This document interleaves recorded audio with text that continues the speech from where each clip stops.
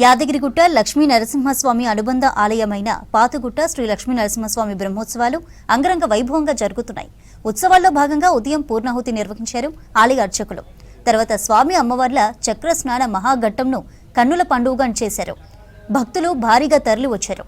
రేపు ఉదయం అష్టోత్తర శతఘటాభిషేకంతో బ్రహ్మోత్సవాలకు ముగింపు పలకనున్నారు అర్చకులు.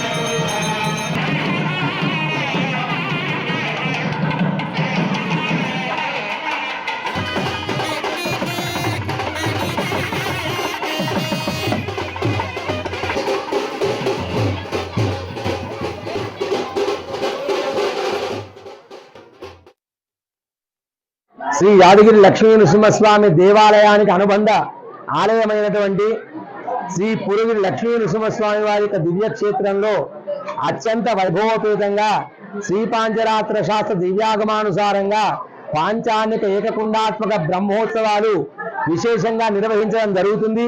అందులో భాగంగా ప్రతినిత్యం ఉదయం సాయంకాలము అలంకారంలో స్వామి నృసింహస్వామి వారు రామావతారంలో అనేక అవతారాలలో స్వామి భక్తులందరికీ కూడా పురవీధిలో దర్శనమిస్తూ అందరినీ అనుగ్రహించాడు.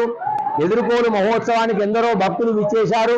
అలాగే స్వామి యొక్క కళ్యాణ మహోత్సవంలో దంపతియుక్తంగా ఎందరో భక్తులు కూడా పాల్గొని భూతల స్వర్గమా అన్నట్టుగా కళ్యాణాన్ని భక్తుల ద్వారా స్వామి యొక్క కార్యక్రమాన్ని నిర్వహించుకోవడం జరిగింది.